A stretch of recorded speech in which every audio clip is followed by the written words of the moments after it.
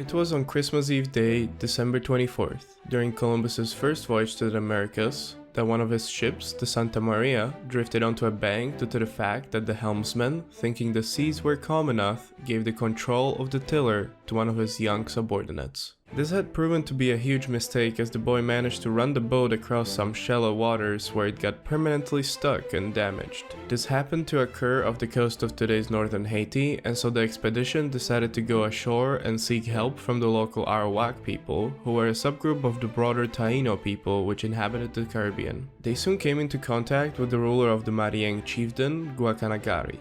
He wasn't the only chief in Hispaniola, as the island was divided into 5 chiefdoms. However, he was the only one who mattered to the Europeans at the moment. After talking to Guacanagari, as Columbus's son recalls, the chief and the people were extraordinarily nice, more than happy to help out, giving the Spaniards large canoes, storage houses, and manpower to salvage and store whatever they could get from the immobile ship. Afterwards, Guacanagari, along with multiple traders from the surrounding tribes, met with Columbus himself. During the conversation, the traders enthusiastically traded all their gold for the Spaniards' eagle bells as they were fascinated with the sound they made. After seeing the amount of gold that the local people possessed and the promise of Guacanagari to get more from the Cibao mountains located in today's Dominican Republic, Columbus decided that the immobile Santa Maria and its saved cargo be dismantled and used for construction of a colony where he will leave the men which are most important in setting up such colony, i.e. carpenters, physicians, tailors, etc. In total, 36 men were left behind. This colony, which was named La Navidad, was to wait for Columbus's return, all while gathering information on the New World and trading with the local natives largely for gold. Before Columbus's departure, Guacanagari assured Columbus that if anything were to happen to his men, he will help out the Christian colony in any way he can. Columbus thanked Guacanagari and also ordered his men that if anything ill-fated were to occur, that they drop all their gold into the constructed wooden fortress as well as to be found by Columbus when he returns. Now, with the first ever European colony, excluding the Vikings, established in the New World, Columbus set sail back to Europe.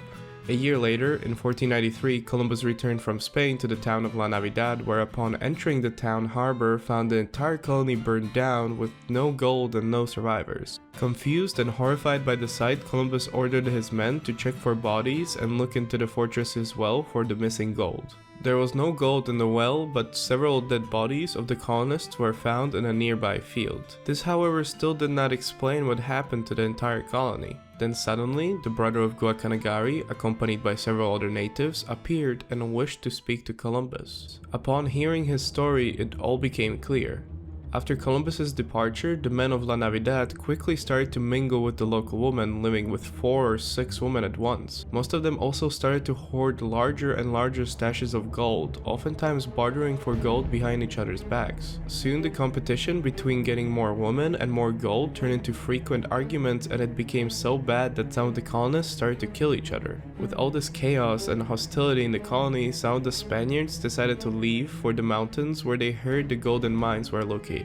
They most likely entered the neighboring chiefdom of Magua, which angered the local ruler, killing all of the Spaniards that dared to come for his gold.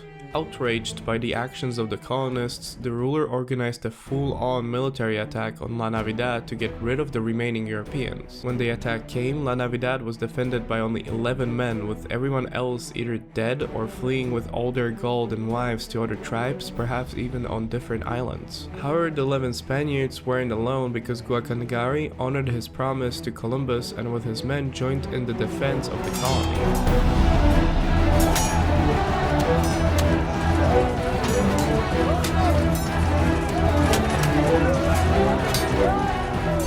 They were still extremely outnumbered, and after some fearsome fighting, the colony just got overwhelmed by the sheer number of the attackers.